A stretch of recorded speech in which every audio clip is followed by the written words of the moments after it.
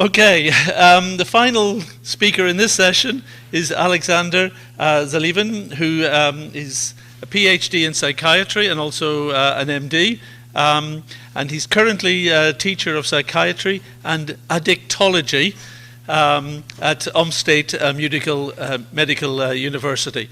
And his topic is clinics and dynamics of suicidal behavior and rehabilitation of borderline mental patients in different variants of post-suicidal period.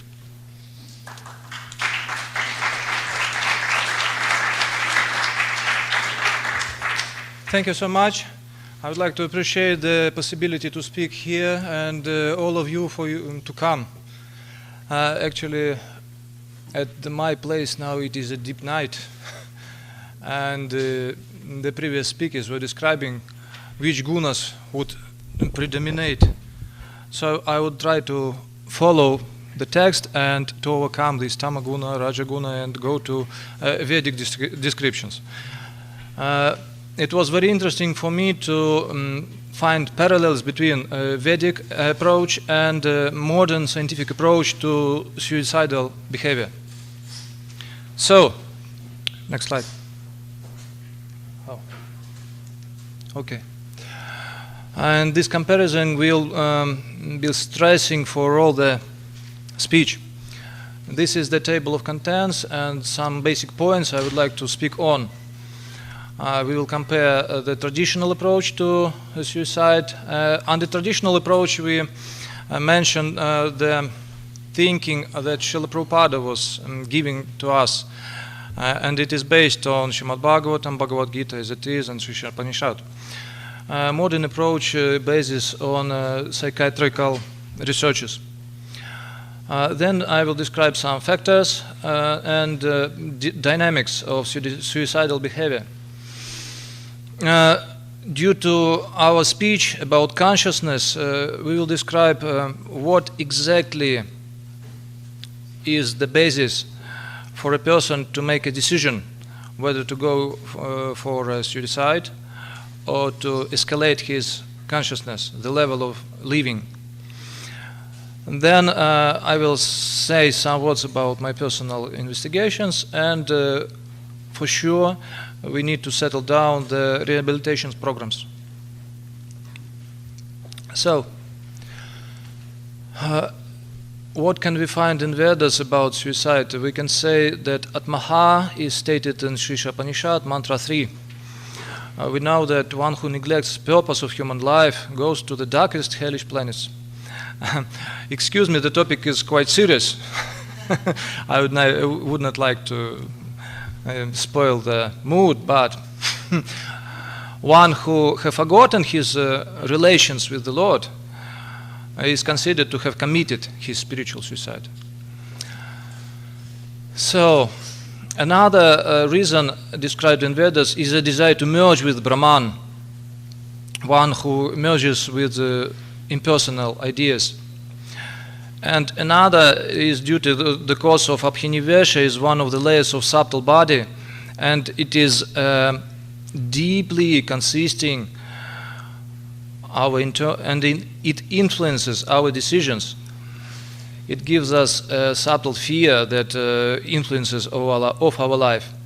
And tamisra, it is a reason of anger and envy to enjoy in material world as the way as the Lord does, but we cannot.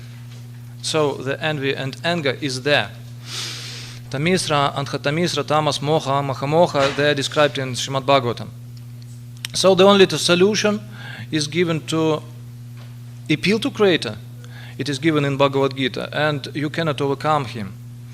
And the recipe is to understand that the Lord is sitting in one's heart and he is the best friend. Well, it is some statistical numbers, figures that are present in Russian Federation, and it shows that number of suicide due to 100,000 people goes down from 33 in 2006 to 25. It's in Russia.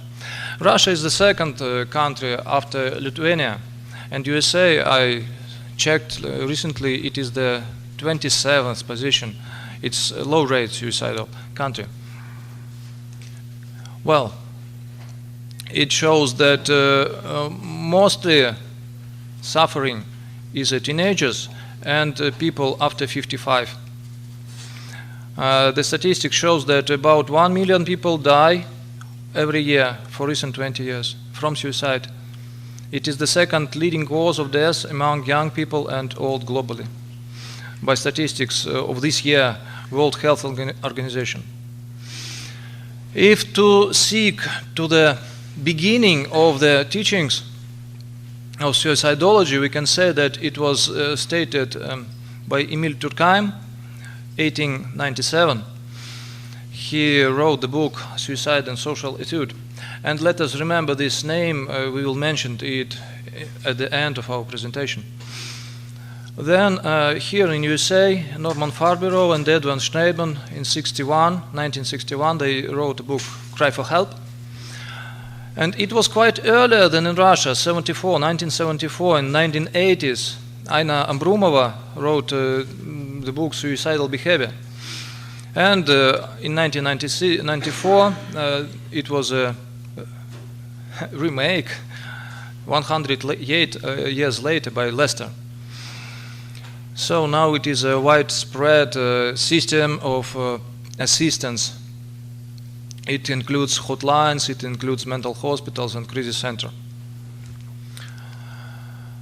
Well, let us speak about some factors that could cause this, I suppose, mistaken decision. Modern psychiatry is looking for a person as a complex of body, subtle body, including mental and intelligence. And the World Health Organization also started to seek for a spiritual health. Doctor mentioned it in his speech before. So we can see towards the biological markers. There are 76 biomarkers of suicidal behavior. They found it. Yes. There are some somatogenical, organic factors that could cause. They include incurable diseases, cosmetic slacks, and some organic disorders that change the function of the brain. It could be trauma, it could be vascular and toxic injuries. Other layer of life is social life, and of course the attitude to a person in his family, in his surroundings, and the attitude to the life in general in society influences how precious life is or not. And of course mental patients that have serious disorders like schizophrenia or paranoid disorders or addictional or maybe affectional disorders, all of them are in a group of risk. So here is a portrait of personality who is a serious group of risk. When we were walking around this campus, Murali Gopal, he said that there are one person among the students once at 2 years who goes away. So it is a male. Women tend to keep their life. They do efforts but do not finish. He's a teenager. His bodily constitution is dysplastic. His educational level is not so high. His family was not full. He had one parent or did not have parents at all. Is it spread or not? That is the situation. He has serious isolation. He has no intimate friends, and also he has not any experience of selfless responsibility. He has not taste for austerities. He cannot handle it. That would cause, in our later talks, when there will be a need to decide whether I should go for my pain or should I handle it for some reason. So these people have lacks of this reason to live. Well, the dynamics of suicidal behavior is listed here. They are starting from just isolation tendencies. And through anti-vital thoughts, they come to suicidal thoughts, and then come to external. First they were inside, then they go for practice. Any ideas just grow. And we need to know this tendency just for rehabilitation, because we will put it upside down. Then we will ask a person to drop his weapon. Then we will ask him to change his plans. And back to the very deep consciousness. And modern approach describes this personality for certain qualities. The hopelessness mostly, the psychalgia, it is a mental pain. Yeah. And he has serious problems with understanding what to do, and lack of willpower to overcome the impulsive tendency to finish what he was deciding to do. And if we look from traditional approach, it is not just bad karma. It is adharma, it is a lack of understanding what a person have to do to his bodily concept, to his born possibilities, and to his spiritual duty. Well, after he finishes, post-suicide typology was based on different 3 points mainly. Did patient understand? Did the situation change? And did he refuse to finish the attempt? So there are 4 types of post-suicidal period. I was trying to help them in inpatient department. Here are some figures. The rehabilitation was successful.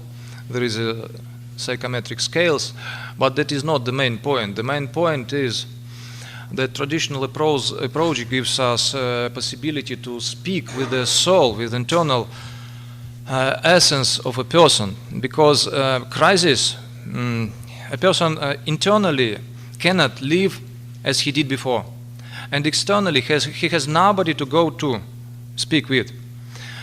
That is the situation, and this is a crisis, and this crisis is a point of desperation. Actually, it is a point when a person can level up, when a person can progress extremely fast.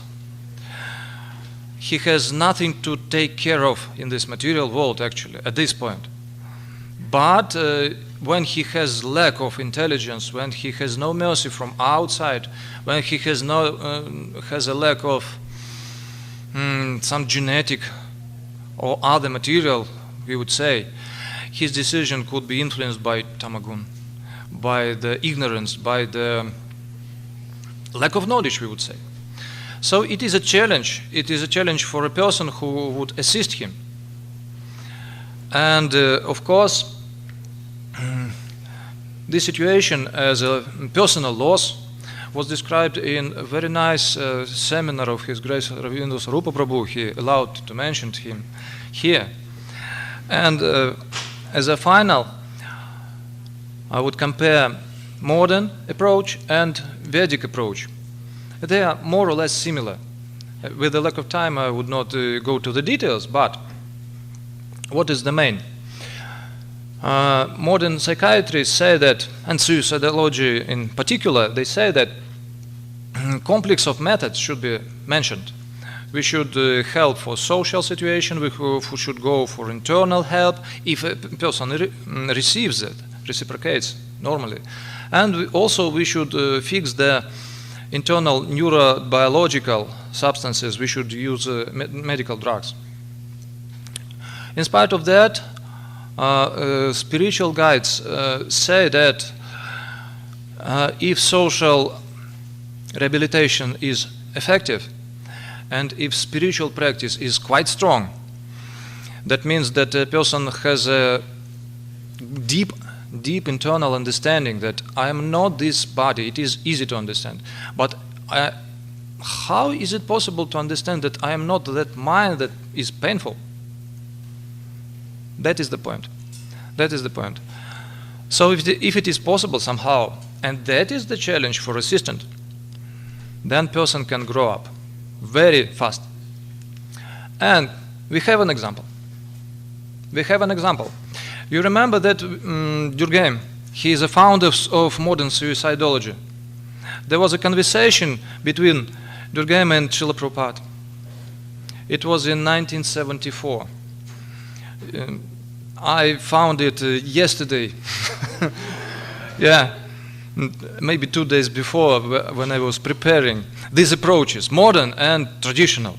So, a representative of modern, if you would say Durkheim is modern, he comes to Srila Prabhupada and say his philosophy.